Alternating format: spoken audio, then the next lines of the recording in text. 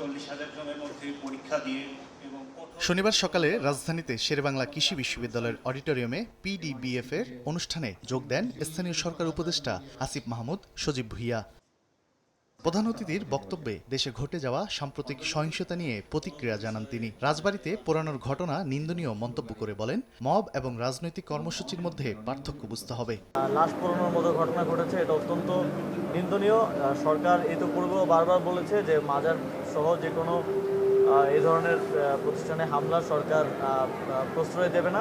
নির্বাচন প্রসঙ্গে স্থানীয় সরকার উপদেষ্টা বলেন, যেসব মহল ডিসেম্বরে নির্বাচন চেয়েছিল এখন তারাই আবার ভোট পেছানোর ষড়যন্ত্র করছে। যারা ডিসেম্বরে ইলেকশন চেয়েছিল বা বিভিন্ন সময় ইলেকশনের দাবি করেছে তাদের অনেকেই আবার এখন ইলেকশন চাচ্ছে না, কিংবা ইলেকশন পিছানোর নির্বাচন পিছানোর না ষড়যন্ত্রে জড়িত হচ্ছে।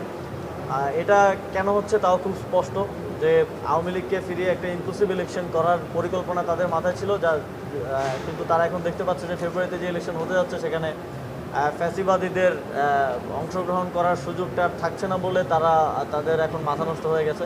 এদিকে সকালে নাটোরের ভবানীগঞ্জে জুলাই স্মৃতিস্তম্ভ উদ্বোধন করেন শিল্প গৃহায়ন ও গণপূর্ত উপদেষ্টা আদিলুর রহমান খান। ফ্যাসিবাদের ষড়যন্ত্র এখনও চলমান বলে সতর্ক করেন তিনি।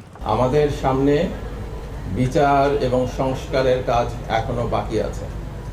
বিচারকে দৃশ্যমান করে তোলার প্রক্রিয়া চলছে, সংস্কারও আমরা এগিয়ে নিয়ে যেতে চাচ্ছি, কিন্তু এর মধ্যে আমাদের যে তৃতীয় কাজ নির্বাচন, সেই নির্বাচনেরও ঘোষণা এসেছে। ফ্যাসিবাদ ফিরে আসার চেষ্টা করলে প্রতিহত করার হুঁশিয়ারি দেন এই উপদেষ্টা। তানভীর হাসান মেঘ, সময় সংবাদ, ঢাকা।